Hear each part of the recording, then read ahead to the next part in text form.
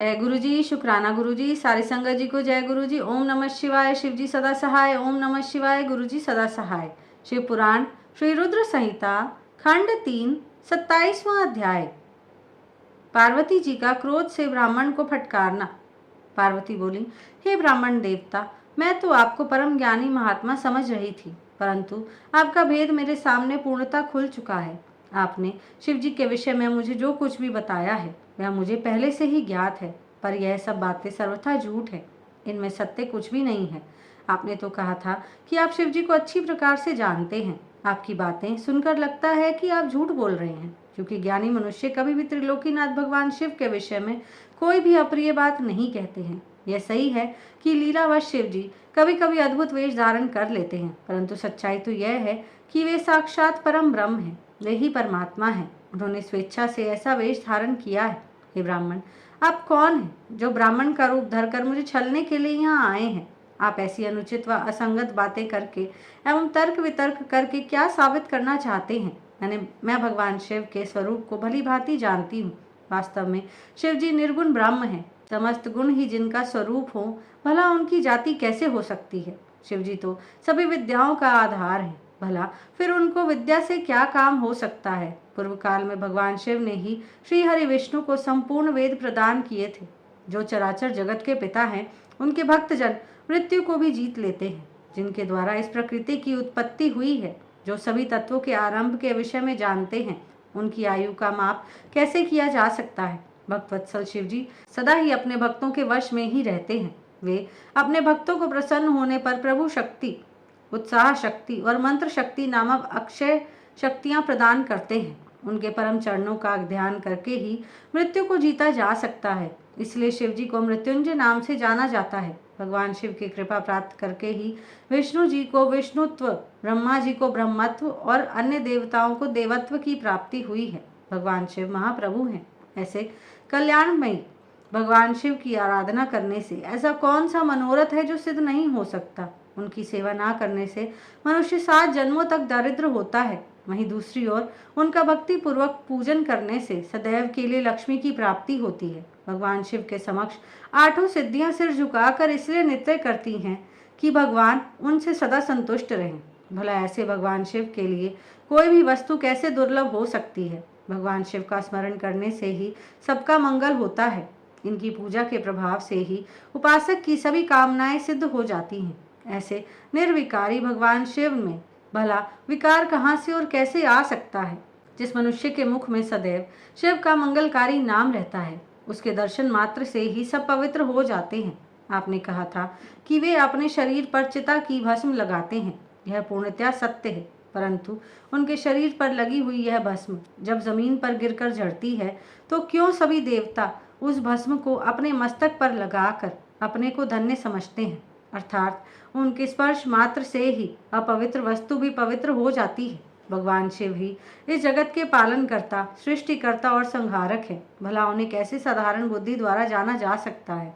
उनके निर्गुण रूप को आप जैसे लोग कैसे जान सकते हैं? दुराचारी और पापी मनुष्य भगवान शिव के स्वरूप को नहीं समझ सकते। जो मनुष्य अपने अहंकार और अज्ञानता के कारण शिव तत्व की निंदा करते हैं, उनके जन्म का सारा पुण्य भस्म हो जाता है।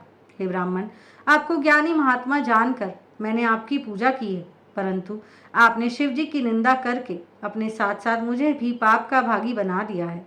आप घोर शिवद्रोही हैं।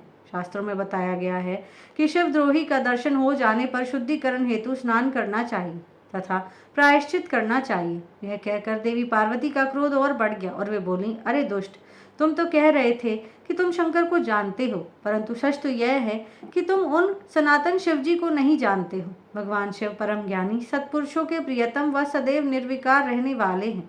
वे मेरे अभीष्ट देव हैं। ब्रह्मा और विष्णु भी सदा महादेव जी को नमन करते हैं। सारे देवताओं द्वारा शिव जी को आराध्य माना जाता है। काल भी सदा उनके अधीन रहता है। वे भक्तवत्सल शिव शंकर ही सर्वेश्वर हैं और हम सबके परमेश्वर हैं। वे दीन दुखियों पर अपनी कृपा दृष्टि बनाए रखते हैं। उन्हीं महादेव जी को पति के रूप में प्राप्त करने हेतु ही मैं शुद्ध हृदय से इस वन में घोर तपस्या कर रही हूँ कि वे मुझे अपनी कृपा दृष्टि से कृतार्थ कर मेरे मन की इच्छा पूरी करें। ऐसा कहकर देवी पार्वती चुप हो गई और निर्विकार होकर पुनः शांत मन से शिव जी का ध्यान करने लगी। उनकी बातों को सुनकर ब्राह्मण देवता ने जैसे ही कुछ कहना चाहा, पार्वती ने मुंह फेर लिया और अपनी सखी विजया से बोली, सखी, इस अधम ब्राह्मण को रोको। यह बहुत देर से मेरे आराध्य प्रभु शिव की निंदा कर रहा है। अब पुनः उनके ही विषय में कुछ बुरा भला कहना चाहता है। शिव निंदा करने वाले के साथ साथ शिव निंदा सुनने वाला भी पाप का भागी बन जाता है। अतः भगवान शिव के उपासकों को शिव निंदा करने वाले का वध कर देना चाहिए। यदि शिव निंदा करने वाला कोई ब्राह्मण हो तो उसका त्याग कर देना चाहिए तथा उस स्थान से दूर चले जाना चाहिए। यह दुष्ट ब्राह्मण है, अतः इसका वध नहीं कर सकते, इसलिए हमें इसका तुरंत त्याग कर देना चाहिए। हमें इसका मुंह भी नहीं देखना चाहिए। हम सब आज इसी समय इस स्थान को छोड़कर किसी दूसरे स्थान पर चले जाते हैं, ताकि इस अज्ञानी ब्राह्मण से पुनः हमारी भेंट ना हो। इस प्रकार कहकर देवी पार्वती ने जैसे ही कही और चले जाने के उद्देश्य से अपना पैर आगे बढ़ाया, वैसे ही भगवान शिव अपने साक्षात रूप में उनके सामने प्रकट हो गए। देवी पार्वती ने अपने ध्यान के दौरान शिव के जिस रूप का स्मरण किया था, शिव जी ने उन्हें उसी रूप के साक्षात दर्शन करा दिए। साक्षात भगवान शिव शंकर को इस तरह अनायास ही अपने सामने पाकर गिरिजानंदिनी पार्वती का सिर शर्म से झुक गया। तब भगवान शिव देवी पार्वती से बोले, हे प्रिय, आप मुझे यहाँ अकेला छोड़कर कहाँ जा रही हैं? देवी, मैं आपकी इस कठोर तपस्या से अत्यंत प्रसन्न हूँ। मैंने सभी देवताओं एवं ऋषि मुनियों से आपकी तपस्या और दृढ़ निश्चय की प्रशंसा सुनी है, इसलिए आपकी परीक्षा लेने की ठान कर मैं आपके सामने चला आया हूँ। अब आप मुझसे कुछ भी मांग सकती हैं, क्योंकि मैं जान चुका हूँ आप अप्रतिम सौंदर्य की प्रतिमा होने के साथ साथ ज्ञान, बुद्धि और विवेक का अनूठा संगम है। आज आपने अपने उत्तम भक्ति भाव से मुझे अपना खरीदा हुआ दास बना दिया है। सुस्थिर चित्त वाली देवी गिरिजा, मैं जान गया हूँ कि आप ही मेरी सनातन पत्नी हैं। मैंने अनेकों प्रकार से बार बार आपकी परीक्षा ली है। हे देवी, मेरे इस अपराध को आप क्षमा कर दें। हे शिवे, इन तीनों लोकों में आपके समान अनुरागिनी कोई ना है, ना थी और ना ही कभी हो सकती है। मैं आपके अधीन हूँ। देवी, आपने मुझे पति बनाने का उद्देश्य मन में लेकर ही यह कठिन तपस्या की है, अतः आपकी इस इच्छा को पूरा करना मेरा धर्म है। देवी, मैं शीघ्र ही आपका पानी ग्रहण कर आपको अपने साथ कैलाश पर्वत पर ले जाऊंगा। देवादिदेव महादेव जी के इन वचनों को सुनकर गिरिजानंदिनी पार्वती के आनंद की कोई सीमा नहीं रही। वे अत्यंत प्रसन्न हुई। हर्षातिरेक से उनका तपस्या करते हुए सारा कष्ट पल में ही दूर हो गया। उनकी सारी थकावट तुरंत ही दूर हो गई। पार्वती अपनी तपस्या की सफलता और त्रिलोकीनाथ भक्त वत्सल महादेव जी के साक्षात दर्शन पाकर कृतार्थ हो गई और उनके सभी दुख कलेश पल भर में ही दूर हो गए।